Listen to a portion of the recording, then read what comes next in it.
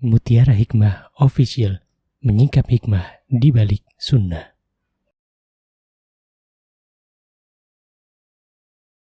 Salurkan donasi terbaik Anda untuk mendukung dakwah Mutiara Hikmah Official.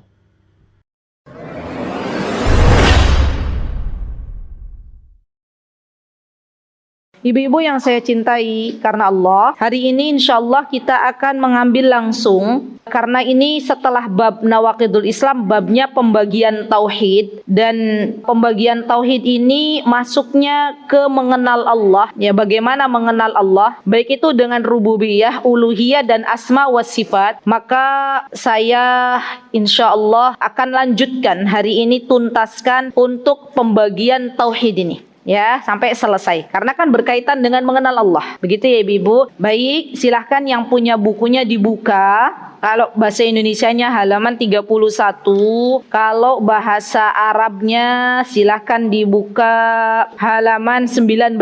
Baik, saya bacakan dulu yang bahasa Arabnya. Qalal muallif Syekh Abdullah bin Ibrahim Al-Qar'awi fi kitabih Al-Wajibat. Syekh Ibrahim Al-Qar'awi, beliau berkata dalam kitabnya Al-Wajibat, apa kata beliau? Al-ashir al-i'radu an dinillahi ta'ala, la yata'allamuhu wa la ya'malu bih. Wad-dalilu qawluhu ta'ala, wa man azlamu mimman dhukkira bi ayati rabbih thumma a'radu anha inna minal mujrimina muntaqimun. Surat As-Sajdah ayat 22. Wala farqa fi jami'i hadhihi an-nawaqid bainal hazili wal jadi wal khaif illa al-mukrah, wa kulluha min a'dami ma yakunu khataran wa aktharu ma yakunu wuqu'an, fayanbaghi lil muslim an yahdaraha wa yakhafa minha ala nafsihi. Na'udzu billahi min mujibati 'adhabihi wa alimi 'iqabihi. Insyaallah. Jadi yang ke-10 ini dari pembatal keislaman,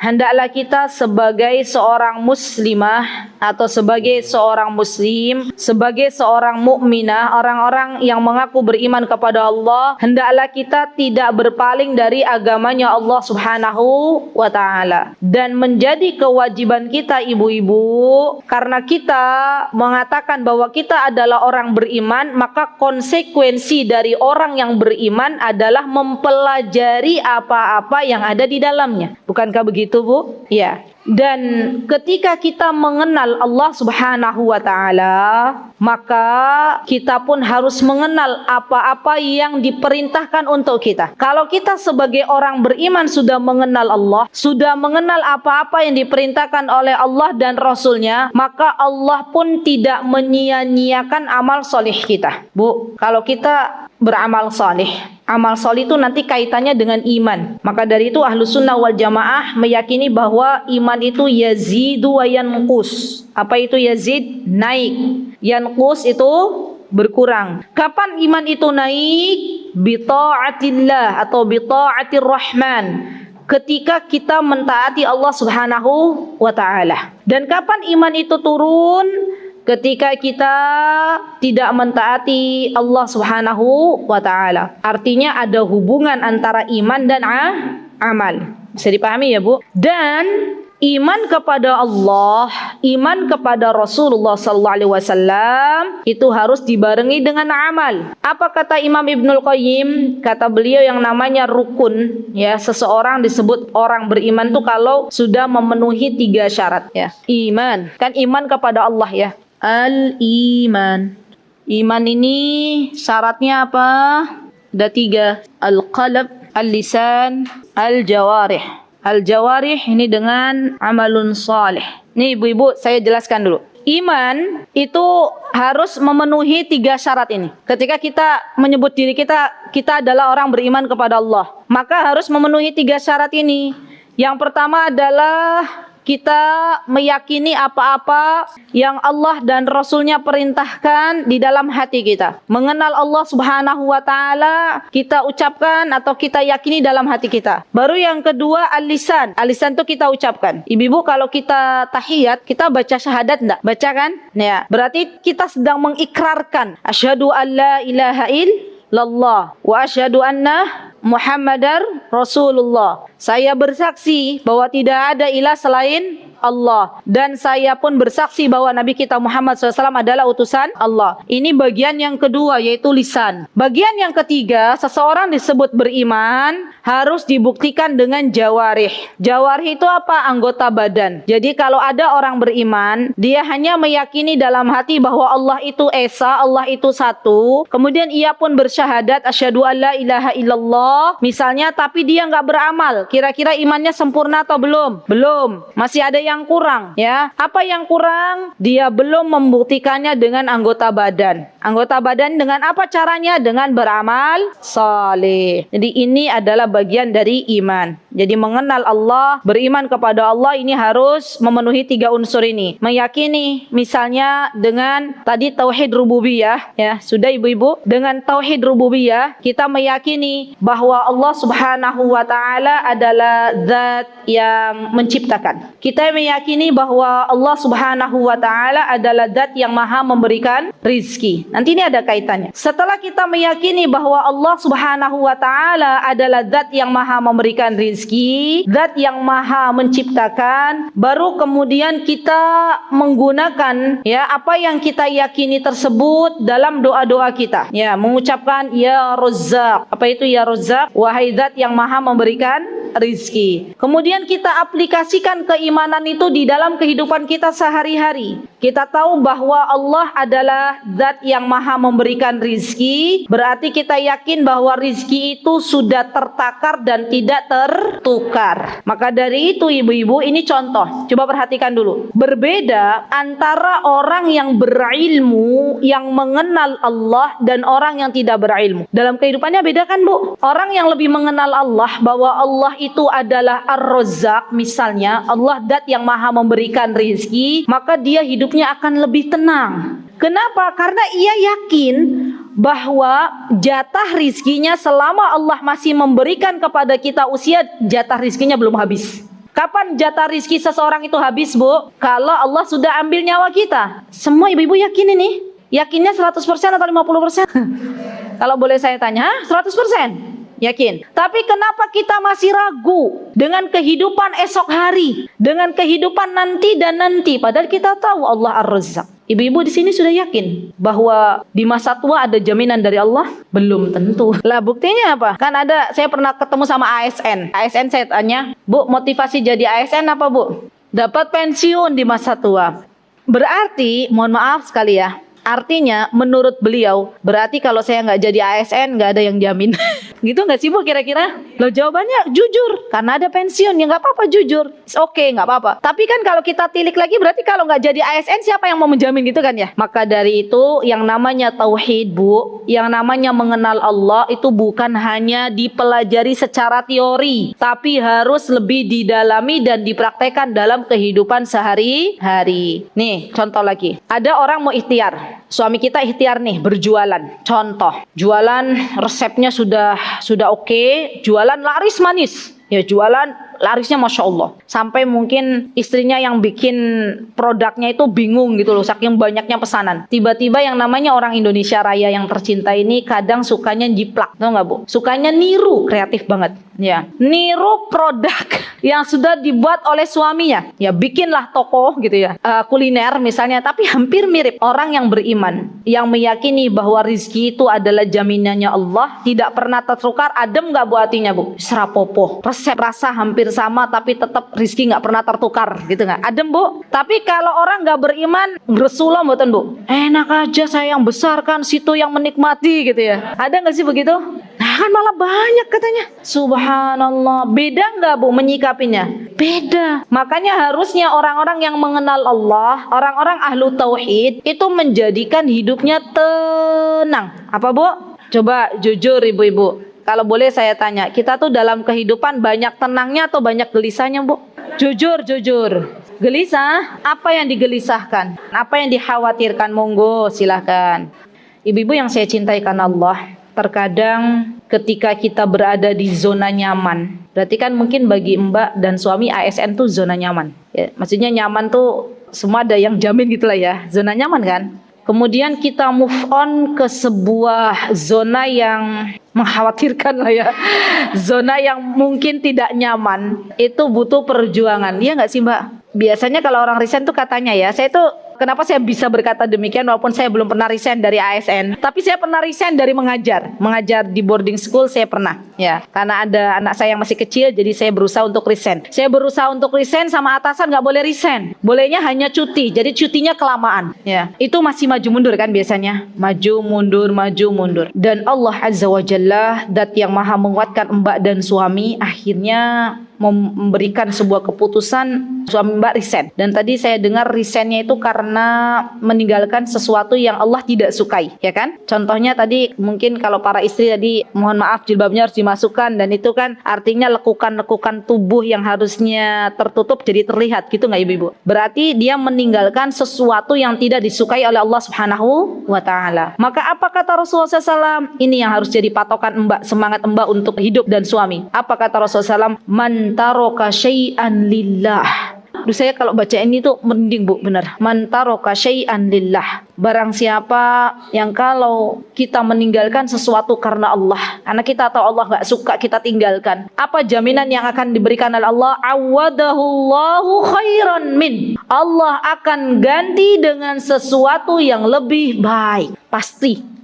Hanya sekarang Allah pengen nguji dulu keimanan kita. Orang yang berhijrah, orang yang move on dari jalur zona nyaman ke yang tidak nyaman, dari yang haram ke yang halal, itu biasanya Allah uji dulu. Pertama-tama Allah uji. Ujiannya enggak ringan, berat biasanya. Ya. Dan saya banyak berjumpa dengan mbak-mbak ya yang tadinya ex bank ya, cerita ya. Jadi awal-awal resign tuh rasanya berat. Biasanya dalam setiap bulan ada rekening yang ada yang masuk gitu, kok kosong gitu ya. Dan itu diuji sama Allah ya, teman-teman menjauhi yang mungkin teman-teman dulu gitu loh. Tapi ternyata Ustazah, saya sekarang baru merasakan nikmatnya apa Bu? Saya baru yakin nih bahwa Allah tuh ganti dengan yang lebih baik. Kalau dulu saya tuh ngelembur, kalau malam sampai isya itu saya masih di kantor gitu ya. Sekarang saya merasakan kenikmatan yang namanya bisa menuntut ilmu, katanya. Insya Allah. Dan itu saya pernah berjumpa dengan orang yang demikian. Artinya Mbak, coba lihat sudut pandang yang lebih baik lagi. Mungkin sekarang ketika suaminya dengan nge-Grab, itu ada waktu lebih untuk istri dan anak-anak. Dulu ketika masih ASN, waktunya habis gitu kan. Kemudian kalau dulu ASN untuk nyari cuti kan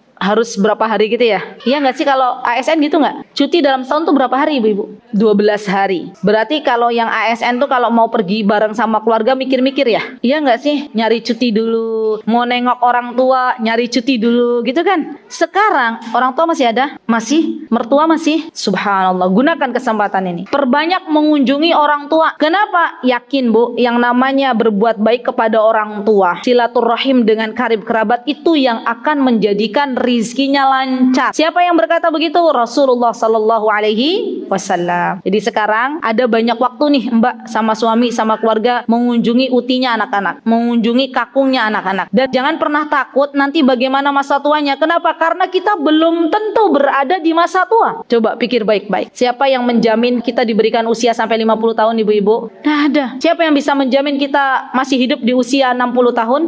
Nggak ada. Kekhawatiran itu datangnya dari syaitan. Syaitan itu hobinya nakut-nakutin kita. Sekarang nih Bu ya, kalau kita boleh jujur, sekarang yang sudah menjadi sesuatu yang pasti itu apa Bu? Kematian atau angan-angan yang panjang? Kematian. Sudah belum kita mempersiapkan dengan baik? Apalagi yang namanya suami, istri, ibu, ayah, dia punya amanah. Apa amanahnya? Anak-anak. Dan banyak sekarang itu anak-anak itu yatim. Tapi yatim bukan yatim sebenarnya. Bukan yatim karena ayahnya sudah meninggal, tapi ayahnya sibuk ngejar dunia. Akhirnya anak-anaknya nggak keurus. Padahal yang namanya kewajiban seorang suami, kewajiban seorang ayah diantaranya mendidik istrinya untuk mengenal Allah Subhanahu wa Ta'ala, mendidik anak-anaknya untuk dekat dengan Allah Subhanahu wa Ta'ala. Itu nafkah yang harus diberikan. Lah bagaimana sekarang kita banyak menemui para laki-laki yang hanya memberikan nafkah secara dohir saja. Ini uang transferan ada, ya, siap belanja, tapi kadang banyak para perempuan yang haus akan nafkah yang secara dohir atau secara lahir, nafkah agama, nafkah ilmu dari suaminya. Ya, banyak nggak begitu Bu? Banyak. Jadi sekarang Mbak, Bismillah, yakin, seyakin-yakinnya kalau itu masih menjadi khawatir ya Mbak ya, bahwa belum tentu kita akan berada di usia tua. Dan yang kedua, titipkan semua itu kepada Allah. Titipkan kepada Allah. Saya ada kisah, Bu. Subhanallah. Semoga Allah meluaskan kuburnya. Jadi ada ibu-ibu, beliau sebelum umroh itu, subhanallah, lihat nih, Allah tuh maha baik. Kalau sudah kita mendekati ajal tuh Allah punya caranya. Ibu ini punya anak perempuan, anak kecil, usia 3 tahun. Dan sebelum umroh sama suaminya itu, ini juga kisah nyata. Beliau datang ke tempat kami, ke sekolah Tahfiz Unggulan, ketemu sama saya. Kata beliau bilang begini, Ustazah, saya boleh nitip nggak anak saya yang 3 tahun ini untuk di sini, gitu ya, di sini main di sini. Terus saya tanya kepada ibu itu. Waktu itu saya belum tahu kalau ibu itu udah sakit. Mau kemana, Bu? Mau umroh sama suami. Kenapa nggak dibawa? Saya waktu itu bilang begitu. Karena kebiasaan saya dan suami itu kalau kami umroh, yang kecil mesti dibawa. Saya nggak mau ngerepotin neneknya, ngerepotin yang lain nggak. Ya kalau ada rezeki kita bawa. Terus ibu itu nggak banyak bilang, ditinggal Ustazah. Oke. Terus pas di sana, ya beliau mungkin sudah merasa kalau beliau semakin parah sakitnya. Akhirnya beliau pulang. Ya di sana alhamdulillah dapat umroh. Pulang ke Indonesia. Tidak lama kemudian sakit dan itu membuat akhirnya anaknya tuh dititipkan ke neneknya. Ya, subhanallah, ini ya. Lihat, siapa yang menyangka bahwa akhirnya ibu ini menemui ajalnya padahal usianya belum 50 tahun. Ya. Dan ketika beliau meninggal, sudah meninggal nih, ibunya udah meninggal. Berarti meninggalkan anak kecil kan, Bu? Usia 3 tahun. Ayah dari anak ini datang ke tempat kami. Jadi waktu itu anak ini sempat ke tempat neneknya. Datang ke tempat kami, menitipkan lagi. Terus saya dengar dari beliau, katanya sepertinya istri saya tuh dulu waktu masih hidup itu pengen menitipkan anak yang kecil ini kepada Allah, caranya memasukkan ke satu. Lihat, semua kita yang ada di satu, yang ada di sekolah Tahfiz Unggulan tuh semuanya kita tuh menyayangi anak ini. Sampai subhanallah dia datang, kan kalau manggil ke ibunya Umi. Saya bilang ke anak ini, ke adik kecil ini, "Nak, ini Umi Azizah. Ini Umi ini Umi ini." Masya Allah. Uminya mbak banyak banget di sini. Ya, kalau kita tanya, "Umi mana?" gitu ya. Ada yang nanya anak-anak satu itu. Terus dia bilang, "Umiku Tatit," katanya gitu ya. "Umiku Tatit," gitu ya. Dan itulah, Bu, kalau kita itu menitipkan sesuatu kepada Allah, Allah pasti tidak akan pernah meninggalkan apa yang menjadi titipannya. Ya. Jadi kita titipkan, ya Rob, kalaulah engkau nanti memberikan kepada saya usia tua, ya, pada suami saya, maka jangan biarkan kami menanggungnya sendiri. Ya Allah, berikanlah kepada kami masa tua yang indah.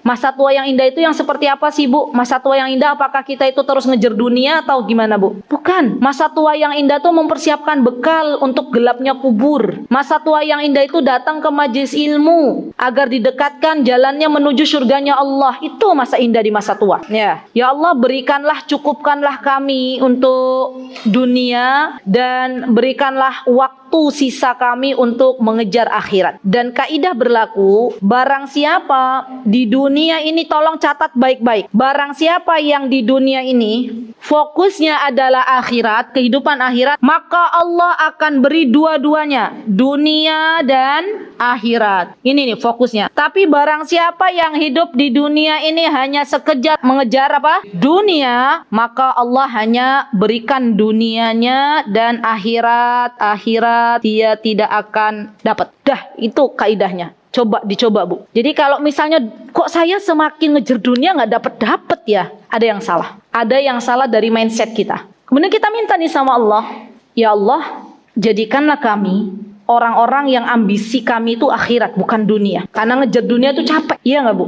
Capek. Dan ya Rob, ya jadikanlah dunia yang ngejar-ngejar kita, jangan kita yang ngejar-ngejar dunia. Subhanallah, ada seorang hamba Allah, tidak perlu saya sebutkan namanya, semoga Allah menjaga beliau, masih hidup orangnya. Beliau itu sejak tahu kaidah ini, akhirnya beliau berdoa sama Allah, Allahumma la taj'alid dunya akbar hammina wala mablagha ilmina wala tusallit alaina man la yarhamuna. Ibu udah hafal belum doanya? Kalau belum hafal, doa bahasa Indonesia juga boleh. Ya Allah, janganlah ambisi saya itu untuk ngejar dunia. Ya Allah, jadikanlah kami itu orang-orang yang mengejar akhirat. Maka hamba Allah ini bilang, setelah beliau berdoa itu kepada Allah, apa yang terjadi, Bu? Dunianya datang, tapi dia nggak sibuk dengan dunia. Allah berikan ya sebuah bisnis dia punya kontrakan, banyak kontrakannya. Setiap bulan ada yang ngontrak dan akhirnya setiap bulan dia punya pemasukan dan dia tidak merasa ngejar-ngejar dunia. Jadi dia bisa tenang menuntut ilmu, bisa tenang untuk beribadah, tapi dunianya datang. Ibu-ibu kalau boleh saya tanya, lebih baik dunia yang mendatangi kita atau kita yang mendatangi dunia?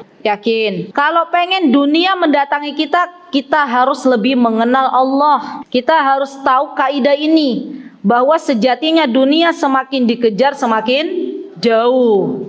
Padahal kita tahu ya teorinya ya. Tapi kadang kalau untuk prakteknya itu, subhanallah. Jadi ini PR ya ibu. Ya kita semua sedang belajar. Kita sedang belajar memantaskan diri kita untuk lebih dekat mengenal Allah, kemudian memantaskan diri kita untuk benar-benar yakin dengan Allah Subhanahu wa taala. Ya, kalau kata Ustadz Fulan, ya, semoga Allah menjaga beliau, ya. Saya dengar ceramah beliau itu bilang begini, ilmu itu kalau hanya masih sebatas di catatan, berarti ilmu itu baru ada di kepala kita. Tapi ilmu yang bermanfaat, ilmu yang sejati adalah apabila ilmu tersebut sudah bisa kita aplikasikan. Dan itu yang disebut ilmu yang bermanfaat. Maka jangan pernah bosan minta sama Allah, Allahumma inni as'aluka ilman nafi'an wa rizqan thayyiban wa amalan mutaqabbalan. Ya, baik begitu Mbak. Semoga Allah berikan ketenangan. Jadi tidak ada yang perlu dirisaukan karena kita belum tentu akan menemui masa tua. Baik. Ibu-ibu yang saya cintai karena Allah, kita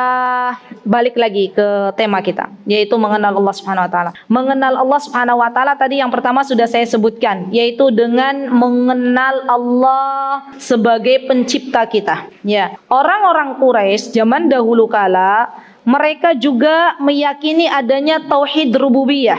Nah, ibu-ibu boleh dibuka halamannya, halaman 33 kalau bahasa Indonesianya.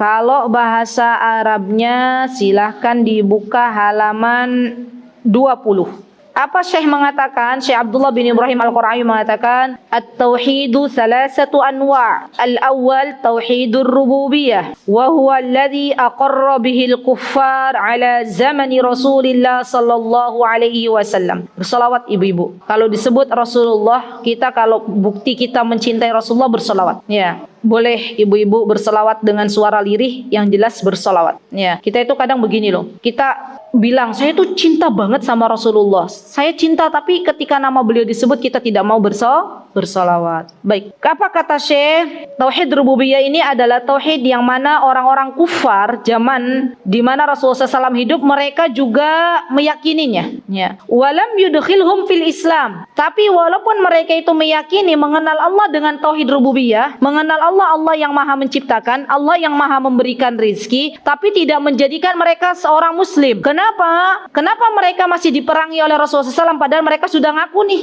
bahwa Allah itu yang menciptakan, Allah yang memberikan rizki, Allah yang menurunkan hujan. Mereka percaya. Bahkan kalau sampai mereka berada di tengah laut, ibu-ibu, orang-orang Quraisy, orang-orang kafir zaman dulu, mereka berada di tengah laut, datang ombak besar, mereka mintanya sama siapa? Ya, mereka percaya. Tapi Rasulullah SAW tetap memerangi mereka. Kenapa? Karena mereka belum disebut sebagai seorang muslim. Adanya di mana seseorang bisa disebut sebagai seorang muslim? Adanya nanti di tauhid uluhiyah, ya. Jadi tauhid rububiyah itu adalah kita mengesahkan Allah dalam perbuatannya Allah. Gampangannya gitu. Ibu bingung nggak? Mengesahkan Allah dalam perbuatannya Allah. Perbuatannya Allah itu seperti apa? Menciptakan, menurunkan hujan. Ada nggak yang mampu menurunkan hujan? Allah. Menghidupkan. Ada nggak yang mampu menghidupkan manusia? Allah. Ya kecuali nanti zaman yang akan datang ya, tapi itu kan atas izin Allah. Ya. Kemudian apa lagi? Menyembuhkan. Semuanya adalah perbuatan-perbuatannya Allah Subhanahu wa taala. Dan ini disebut dengan tauhid rububiyah. Jadi gampangannya Bu, tauhid rububiyah itu kita mengesahkan apa-apa yang itu menjadi perbuatannya Allah. Itu namanya tauhid rububiyah. Baik.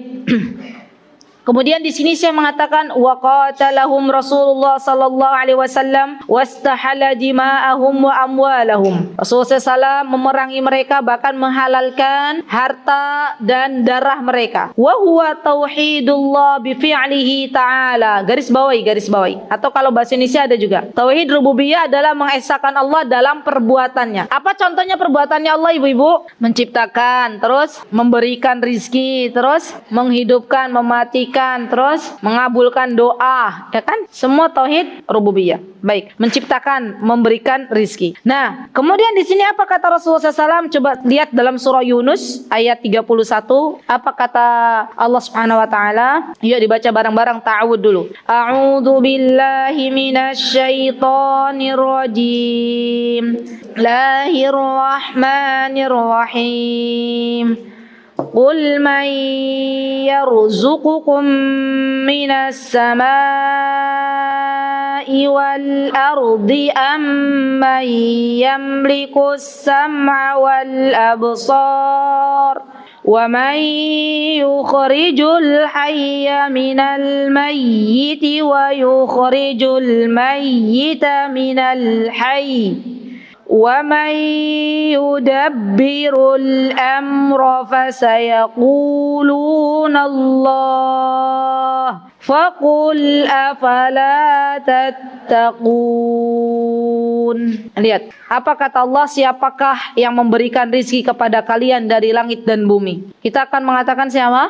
Allah. Siapakah yang kuasa menciptakan pendengaran dan penglihatan? Kita akan katakan siapa? Allah. Siapakah yang mengeluarkan yang hidup dari yang mati dan mengeluarkan yang mati dari yang hidup? Kita akan katakan siapa? Allah. Dan siapakah yang mengatur segala urusan? Maka kita akan menjawab Allah. Lihat Bu, coba kalau kita perhatikan ayat ini baik-baik. Manusia itu ya, waktu dulu ditantang oleh Allah Azza wa Jalla. Rasulullah SAW berkata, siapa yang berani buat satu ciptaan Allah yang kecil, contohnya lalat atau nyamuk. Mereka ada nggak yang berani membuat itu Bu? Tidak ada. Maka untuk mengenal Allah Azza wa Jal, kita juga bisa melihat dalam diri kita. Contoh tadi, kita mempelajari telinga kita. Kita mempelajari mata kita.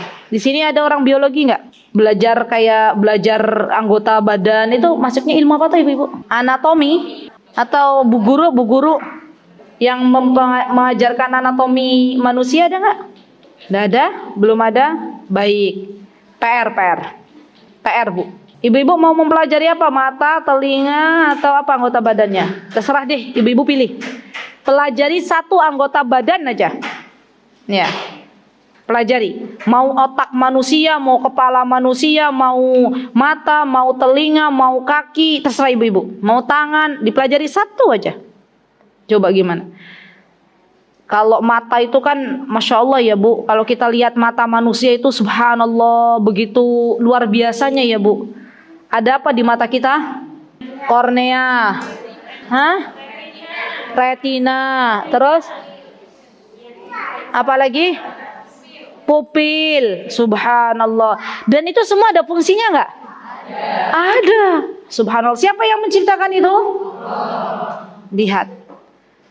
Sesuatu yang menakjubkan, kita pun akan terpesona. Maka harusnya kita lebih terpesona lagi dengan siapa yang menciptakan itu semuanya, Allah Azza wa Jalla. Jadi Bu, boleh kita itu belajar, ya, belajar tentang mata, belajar tentang telinga, belajar tentang peredaran darah, boleh. Dan kalau bisa itu semakin mendekatkan kita dengan Allah. Jadi ibu-ibu kalau lagi nemenin anak-anaknya belajar IPA khususnya, IPA kan kayak gitu, ya tentang ciptaan Allah begitu kan, itu dekatkan mereka, ingatkan bahwa semua itu adalah yang menciptakan Allah. Jadi ibu, kalau kita itu mengajarkan sesuatu kepada anak kita, mengaitkannya dengan Allah, anak kita pintar bukan sombong. Tapi anak kita pintar, dia tahu bahwa semakin pintar, semakin banyak ilmu yang Allah berikan, semakin dia takut kepada Allah Subhanahu wa taala. Masalahnya PR-nya kita itu terkadang kita marah anak-anak kita nilainya jelek, tapi kita nggak marah kalau anak-anak kita meninggalkan sholat. Iya Bu? Ya, kadang kita marah kalau anak kita nggak dapat nilai bagus, ya. Tapi kita nggak marah. Kita marah kalau anak kita nggak dapat nilai akademik bagus, tapi kita nggak marah kalau anak kita berkata-kata kasar kepada ayahnya. Ya. Jadi selama ini mungkin ada sesuatu yang salah. Saya katakan nggak ada masalah. Anak-anak kita mau belajar IPA, boleh. Ya, anak-anak kita mau belajar bahasa Indonesia, boleh. Yang pasti ilmu yang anak-anak kita pelajari semuanya semakin mendekatkan diri mereka kepada Allah Subhanahu wa taala. Nah, mengenal ciptaannya Allah ini boleh ibu-ibu pakai untuk mengenalkan iman pada diri anak-anak yang masih kecil. Jadi, coba saya mau cek dulu siapa di sini yang punya anak usianya di bawah 7 tahun atau 10 tahun lah, di bawah 10 tahun. Ada yang masih punya anak di bawah 10 tahun? Cukup banyak. Baik. Bagaimana cara mengenalkan Allah tadi ya? Yaitu dengan banyak melihat ciptaannya Allah Subhanahu wa taala. Ya. Lihat lagi jalan-jalan, lihat gunung yang begitu besar. Kita bilang, "Nak, lihat nak. Gunung sama kita besaran mana, Nak?" "Besaran gunung, Bun, Umah," gitu ya. Masya Allah. Yang menurut adik, menurut kakak, gunung tuh bagus nggak? Bagus. Itu kan anak-anak. Lihat, yang menciptakan gunung itu lebih besar lagi. Yang menciptakan gunung lebih bagus lagi. Dan yang menciptakan gunung adalah Allah Subhanahu wa ta'ala. Jadi biasakan kalau kita lagi halan-halan. Tahu ibu halan-halan? Lagi healing-healing. Mau halan-halan, mau healing-healing ya. Kalau kita lagi kumpul sama keluarga, biasakan anak kita itu kita lekatkan dengan Allah Subhanahu wa taala. Kita kaitkan apa-apa dengan Allah Subhanahu wa taala. Ya. Baik, sampun Bu. Berarti tadi mengenal dengan apa? Dengan ciptaannya Allah Subhanahu wa taala. Ini dinamakan dengan tauhid rububiyah. Baik. Kemudian subhanallah, di sini cara mengenalkan anak kita untuk mengenal Allah. Di samping kita kenalkan bahwa Allah yang menciptakan kita, yang kedua kenalkan bahwa Allah yang memberikan rizki. Ini penting banget ini. Akidah iman untuk anak-anak kecil itu harusnya lebih didahulukan untuk lebih mengenal Allah dulu. Begini Bu, saya izin menyampaikan pengalaman di tempat kami. Jadi di tempat kami itu kalau pagi anak-anak ngafal Quran. Ya anak-anak kecil usia-usia sebelum SD. Nanti jam 11 itu kita ada namanya kelas klasikal. Kelas apa Bu? Klasikal. Sampai jam 12. Di situ kelas klasikal tuh dari Senin, Selasa, Rabu, Kamis, Jumat. Itu kurikulumnya beda-beda. Kalau Senin yang saya tahu, Ustadzah mengenalkan Asmaul Husna kepada anak-anak. Dan ini bagian dari mengenal Allah. Kan tadi mengenal Allah rububiyah, uluhiyah, nanti asma was sifat. Dan mengenalkan Allah dengan asma was sifat, Asmaul Husna kepada anak-anak, itu langsung kita kenalkan prakteknya. Contoh, Ustadzah mengenalkan Allah Ar-Razzaq. Allah apa? Ar-Razzaq. Kita sering bertanya kepada anak-anak, ya, saya dengar sendiri. Waktu itu saya masuk kelas, jadi saya nggak full di sana Bu, tapi kadang saya menemani. Saya masuk kelas anak-anak, ada ustadzanya. Ustadzanya bilang begini ke anak-anak, siapa yang tadi sudah sarapan? Saya dengar dari anak kecil, usianya mungkin 4 tahun. Bilang begini, Masya Allah Tabarakar Rahman. Dia bilang gini, sudah kan masih cedal-cedal gitu. Sudah Ustazah, aku sudah sarapan. Alhamdulillah Ar-Razzaq yang kasih. Masya Allah, paham kalau Allah Ar-Razzaq. Kita selama ini yang sudah sepuh-sepuh belum tahu bahwa Allah itu Ar-Razzaq. Ya, betul. Masya Allah, saya sampai dek gitu ya.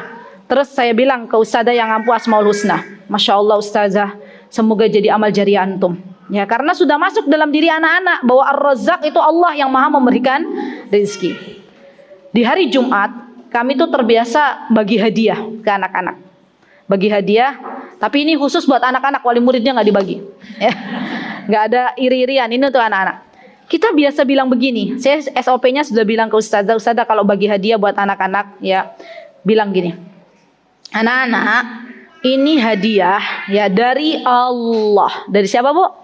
Dari Allah. Ya, karena kalian sudah mau belajar Al-Quran dari Senin sampai hari Kamis.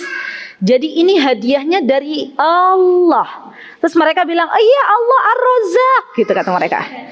Masya Allah. Dan kita beri.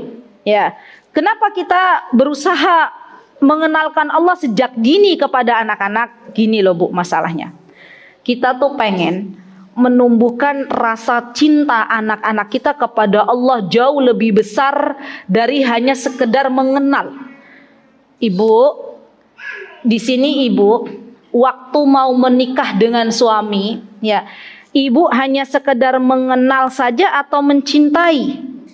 Jujur, kenal aja. Ya udah, saya salah ininya, salah pertanyaannya. Ibu ketika sudah menikah, gitu betul. Ibu ketika sudah menikah, apakah ibu hanya mengenal suami atau semakin mencintai suami? Sudah menikah, semakin mencintai, ya kan? Dan kalau orang sudah semakin mencintai, maka apapun yang diperintahkan oleh orang yang kita cintai, oleh orang yang kita cintai, benar ya, maka kita akan nurut, ya enggak Bu? Maka harapannya kenapa kami berusaha mengenalkan Allah sedini mungkin kepada anak-anak, harapannya ketika mereka sudah balik, ada urusan masalah sholat, ada perintah dari Allah urusan sholat, karena mereka paham bahwa Allah Ar-Razzaq yang memberi, Allah yang menyembuhkan, Allah yang memberikan mata kepada saya, Allah yang memberikan segalanya. Maka ketika adzan berkumandang Allahu Akbar, orang tuanya bilang, "Nak, Allah memanggil." Dia langsung berwudu berangkat ke masjid. Sekarang saya mau tanya jujur kepada ibu-ibu. Ada nggak di antara ibu-ibu di sini yang pas adzan anaknya masih digobrek-gobrek, "Sholat nak, sholat nak"? Hah? Bagus jujur. Masih gitu ya. Berarti mungkin ada yang salah dengan pendidikan kita. Insyaallah. Jadi ini berat ya Bu, berat begini loh. Saya sering diprotes sama wali murid. "Ustazah, kenapa sih di satu nggak diwajibkan sholat duhur gitu loh? Kan nanggung sudah jam 12 gitu, udah masuk waktu duhur," katanya begitu. "Kenapa di satu nggak diajarin manasik haji?" katanya. Kan kalau di TK hampir semua belajar manasik ya, belajar sholat gitu ya, sholat harus ngapalin lagi bacaan sholatnya, gitu kan? Dari aktivitasnya itu loh Bu, doa ini kan di hafal ya. Saya hanya bilang begini, ada sesuatu yang lebih penting dari itu. Ada sesuatu yang lebih penting. Karena anak-anak bersama kami kan terbatas. Masuk jam 8, keluar jam 12. Berarti berapa jam tuh Bu? 4 jam. Harusnya yang mengajarkan sholat sekarang, Ibu, saya mau tanya. Pernah waktu itu ada wali murid bilang begitu, "Kenapa Ustazah di sini nggak diwajibkan sholat, nggak diajar manasik?" Sekarang waktu anak-anak ibu dengan kami berapa? 4 jam. Oke, 24 dikurangi 4 berapa? 20 kata wali murid. Banyakan mana 4 sama 20? Banyakan 20 Ustazah gitu ya. Baik. Berarti kalau banyakan 20 yang harusnya ngajarin sholat siapa? Ibu atau kami? Ya saya katanya gitu ya. Nah, jawab sendiri akhirnya. Ya betul. Karena nggak semua orang tua itu bisa mengenalkan Allah kepada diri anak-anak. Iya nggak Bu? Ya. Tapi kalau sholat ibu bisa ajarkan. Dan itu pahalanya untuk ibu. Sepanjang dia sholat, nih Bu ya, kita ngajarin bacaan sholat ke anak-anak kita. Sepanjang anak kita sholat, usianya 70 tahun, 60 tahun, kita dapat kecipratan pahalanya. Jadi ibu jangan pernah protes ke sekolah TK untuk ngajarin sholat. Harusnya berterima kasih karena di TK nggak diajarin sholat, artinya kita yang ngajarin sholat. Nah, gitu ya Bu ya. Bisa paham Bu dikit ya, insya Allah ya. Jadi itu kalau punya anak-anak masih kecil nih, yang tadi usia-usia tadi kan banyak yang ngacung. Kenalkan dulu Allah. Bagaimana caranya? Kenalkan bahwa Allah Ar-Razzaq, bahwa Allah yang maha menyembuhkan. Kami juga pilih-pilih tuh Bu, karena kan Asmaul Husna tuh banyak. Maka kami bikin kurikulum. Jadi kalau di tempat kami tuh belajar Senin sampai Jumat. Sabtu itu acara evaluasi by name. By name itu satu-satu anaknya dievaluasi. Sama kita update ya, update ustadzanya bikin kurikulum. Nah, di antara kurikulum yang kami bikin Asmaul Husna, di samping Allah Ar-Razzaq juga Allah Asy-Syafi. Ya, jadi waktu itu kondisinya anak-anak ada banyak yang nggak berangkat karena sakit. Terus kita ajarkan ya bahwa Allah itu Asy-Syafi, Allah yang maha menyembuhkan. Nah, kalau sakit mintanya sama siapa? Allah. Dan itu masuk dalam tauhid uluhiyah. Ya. Yang kedua tadi tauhid rububiyah ya Bu. Yang kedua adalah tauhid uluhiyah. Jadi mengenal Allah itu dengan tauhid uluhiyah. Baik. Yuk saya baca dulu tauhid uluhiyah. Apa itu tauhid uluhiyah? Di sini wa huwa alladhi waqa'a fihi an-nazaghu fi qadimid dahri wa hadithihi. Wa huwa tauhidullahi bi af'alil ibad. Lihat. Kalau tadi rububiyah apa? Kita mengesahkan perbuatannya Allah.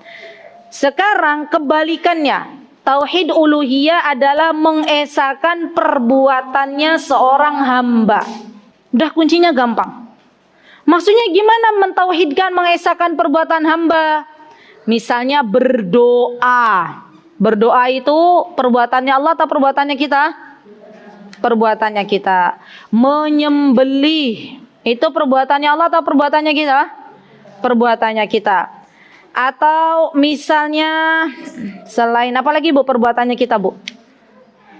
Berdoa, menyembelih, apa lagi? Salat. Salat itu perbuatannya Allah atau perbuatannya kita? Perbuatannya kita. Shaum, puasa itu perbuatannya Allah atau perbuatannya kita? Kita. Apa-apa yang menjadi perbuatan seorang hamba itu maksudnya tauhid uluhiyah. Artinya kita mengesahkan Allah dalam perbuatan hamba. Berarti kalau sholat, maka sholatlah hanya untuk Allah. Kalau menyembelih, maka sembelilah hanya untuk Allah. Berdoa, mintalah hanya kepada Allah. Dan itu masuknya dalam tauhid uluhiyah. Ibu-ibu yang tadi usia anaknya masih di bawah 7 tahun, biasakan kalau anak-anak mau minta sesuatu, ibu bilang begini, ya nak, kan biasanya Umah mau minta apa? Nana tuh minta lato-lato gitu ya. Tadi itu loh Mbak yang kita lihat pas jemput ada anak-anak lagi di belakang apa? Lagi bonceng gitu ya. Mainan lato-lato tuh happy banget. Cetok, cetok, cetok gitu ya. Misal, mungkin bagi kita akan ringan. Paling lato-lato harga berapa sih? Gitu kan Bu? Iya nggak ibu-ibu? Tapi harusnya itu kita bisa mengajarkan kepada anak-anak. Walaupun kita ringan untuk mengeluarkan duit untuk lato-lato, kita bilang, nak, kalau mau lato-lato minta dulu sama Allah. Coba biasakan. Gimana Bu cara mintanya Bu? Anak-anak tuh mudah kok diarahkan. Ya udah berdoa, ya Allah minta lato-lato gitu ya. Ajarkan anak. Sudah minta? Sudah? Yuk, sudah kan berdoa minta sama Allah. Besoknya ibu bawa uang nak. Alhamdulillah ibu sudah Allah kasih rizki. Ini uang buat beli lato-lato. Lihat Bu. Lato-lato harga berapa toh? 5.000 bisa ya? Itu uang 5.000 beda enggak? Ya nilainya ketika ibu nih lato-lato sana beli gitu ya. Dengan ibu mengajarkan dulu bahwa ini uang ini Allah yang kasih. Dan sekarang kita beli lato gitu ya. Masya Allah. Jadi biasakan itu. Walaupun mungkin kita belum terbiasa tapi biasakan. Dan ini harapannya anak-anak kita tumbuh menjadi anak-anak yang mentauhidkan Allah Azza wa Jalla. Apa-apa tuh mintanya sama Allah. Sekarang kita Bu merasa khawatir, merasa gelisah. Itu karena kita mohon maaf sekali. Kita kurang pendidikan minta sama Allah. Gitu loh, iya nggak? Kita terlalu sibuk, kita itu SD, SMP, SMA, ngurusin apa Bu? Ngurusin dunia yang nggak habis-habis, iya kan? Subhanallah. Jadi jangan sampai anak kita keadaannya menjadi lebih buruk dari kita, menjadi lebih baik. Bu, sekarang nih ya, tugas terberat kita, tulis catat baik-baik dengan bahasanya ibu-ibu. Tugas terbaik kita mendidik anak-anak kita adalah menguatkan mentalnya, menguatkan imannya. Itu tugas terberat kita. Kalau ngajarin kalistung, insya Allah nggak berat. Mengajarkan iman kepada anak-anak, ini terberat dalam pendidikan untuk anak-anak kita. Kenapa Bu? Karena kalau anak-anak yang sudah bagus imannya, yang sudah ibu tancapkan bahwa kalau minta sama Allah maka mereka nggak minta sama bintang ataupun langit. Kemarin sempat heboh kan, ada apa minta kemana? Minta ke langit ya? Atau minta ke bintang gitu? Enggak, kemarin belum lama kok.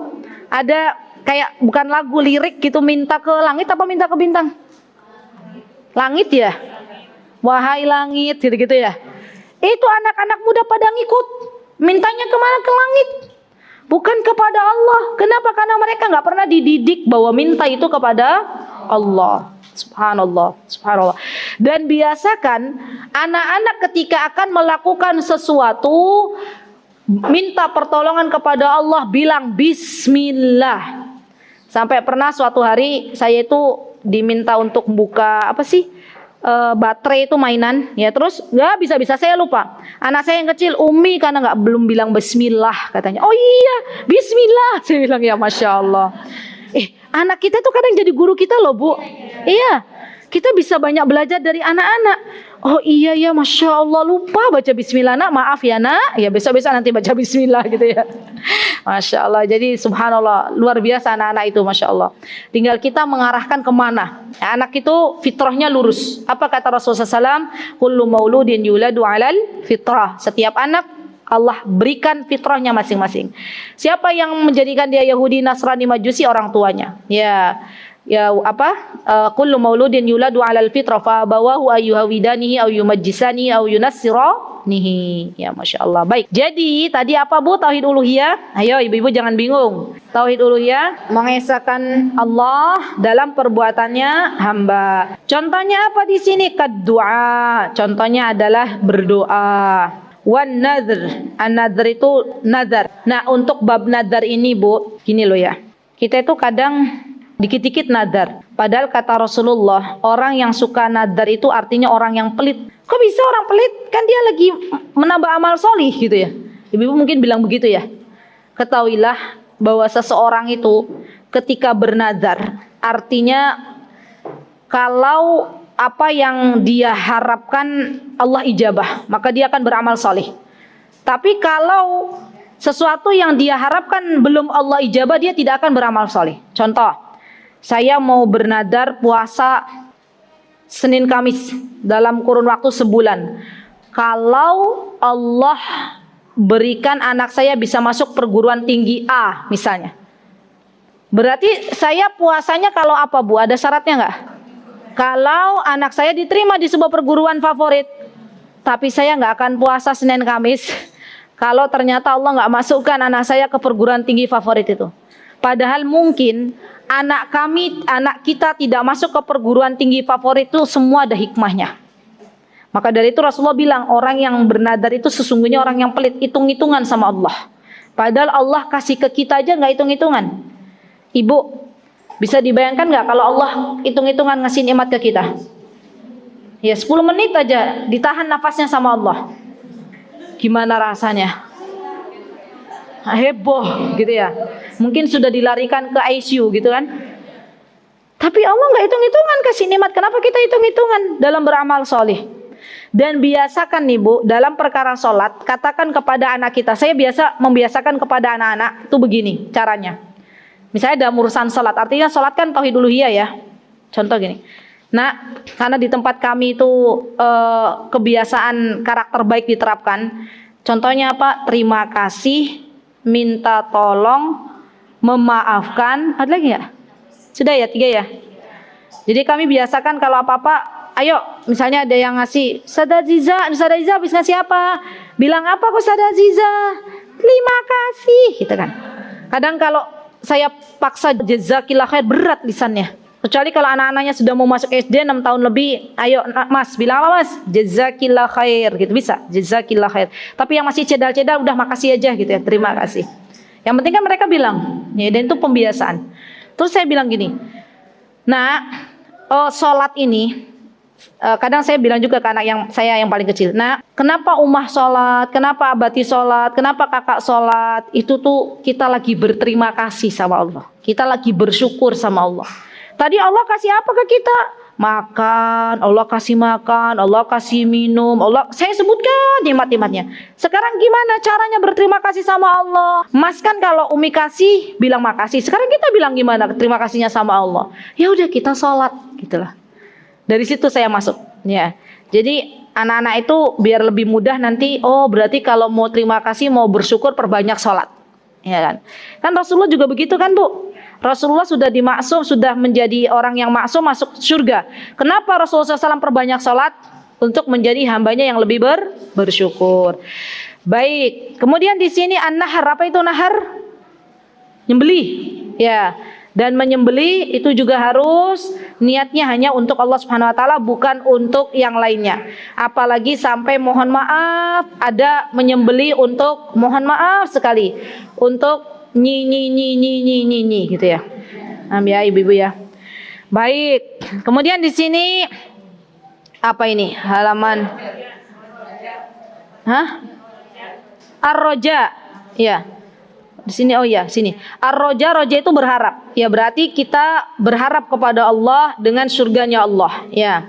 Al-khauf, khauf itu takut. Ya, tawakal itu tawakal. Rohba, inaba semuanya adalah dari ini Bu. Kalau masuk ke roja, khauf, tawakal, rohba, inaba itu amalan hati.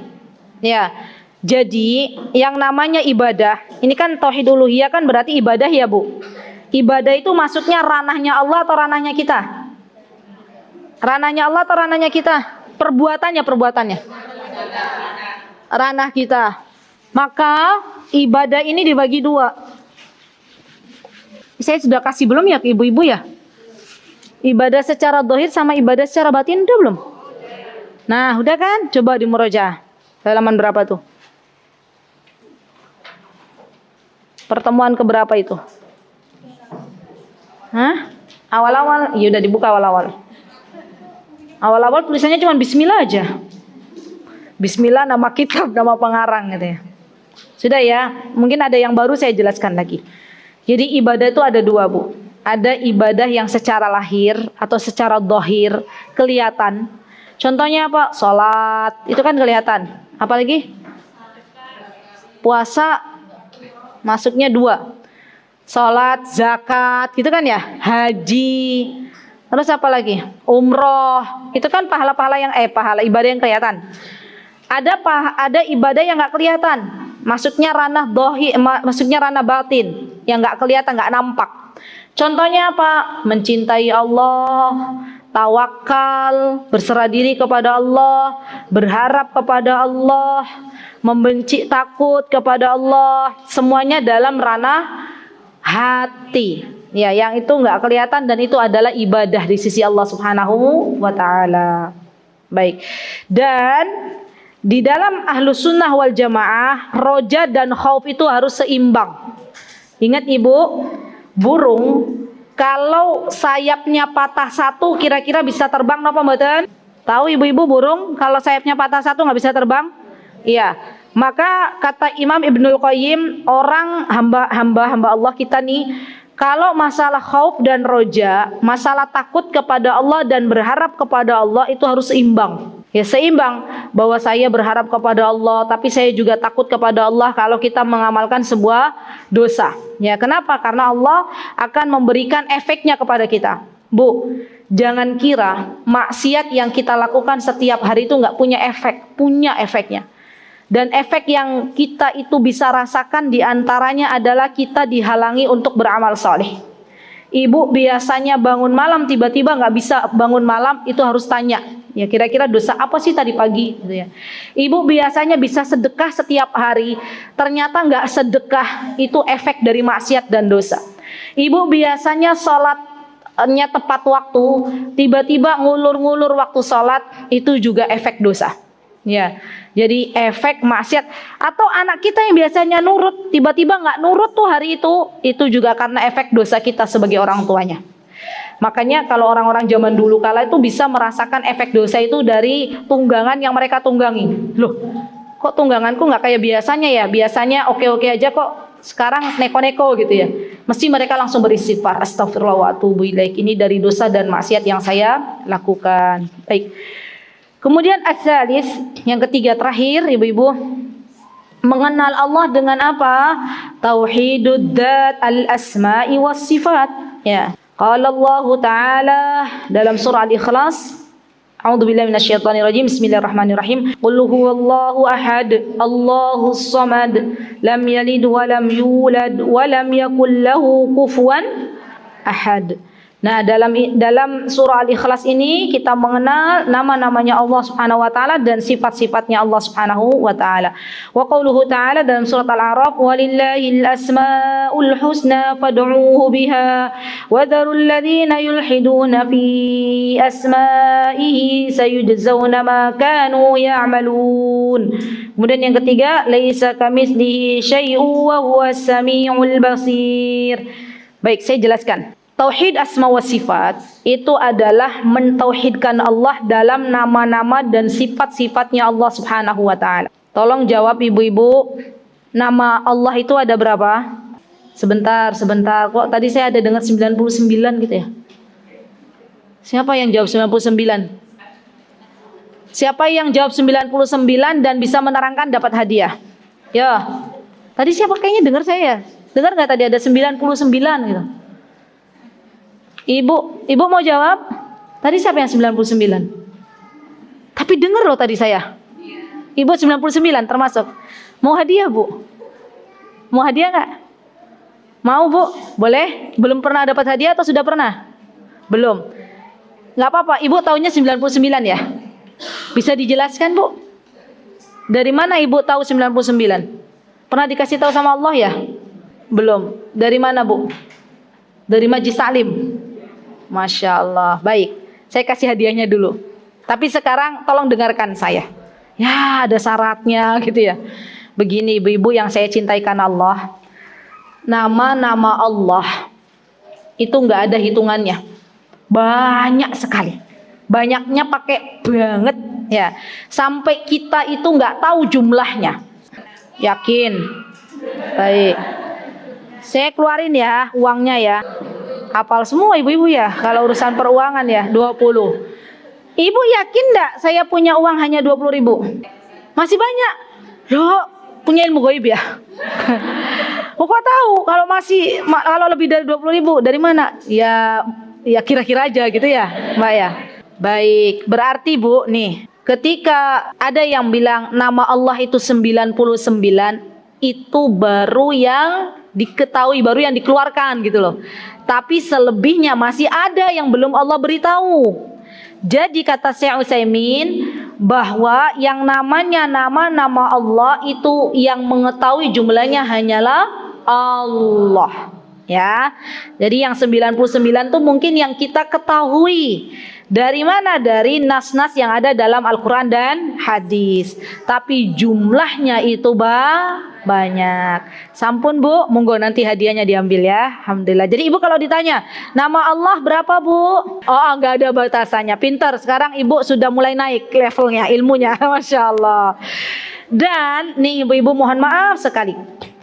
Nama-nama Allah itu sejatinya bukan hanya dihafal. Boleh nggak menghafal? Boleh. Ya, kan biasanya kalau di majlis-majlis taklim itu mengenal nama Allah dihafal ya. Apa itu biasanya? Huwar Rahmanur Rahim. Terus Qudusus Salam. Gitu-gitu lah ya Bu ya. Boleh, menghafal boleh. Tapi ada tapinya. Tapi sebaiknya kita juga memahami apa yang kita hafal, bukan hanya sekedar pelafalan ya. Oh iya, Allah itu Ar-Rahman, Allah Ar-Rahim. Kalau boleh saya tanya apa bedanya Rahman dan Rahim, ibu-ibu? Ayo. Ibu, terima kasih, jazakillahu khair. Ibu tahu nggak bedanya Rahman Rahim yang tadi dapat hadiah? Kalau apa Bu? Ar-Rahim berlaku untuk semua. Kalau Rahman penyayang, bedanya nopo? Iya, baik. Kalau Ar-Rahman itu umum. Allah berikan kasih sayang buat orang muslim, buat orang kafir, semua Allah beri. Ada nggak orang kafir yang nggak dikasih makan sama Allah? Nggak ada, semua kasih rizki, itu Rahman. Rahim itu lebih khusus. Kasih sayang Allah hanya kepada orang-orang beriman. Caranya apa? Diberikan hidayah, diberikan petunjuk. Lah untuk Rahman Rahim aja kita masih kadang keliru ya Bu. Nah, jadi ibu-ibu ada buku bagus ya tentang atau kalau ibu-ibu nggak mau baca bukunya, lihat di Mutiara Hikmah, kayaknya suami saya sudah selesai bahas itu.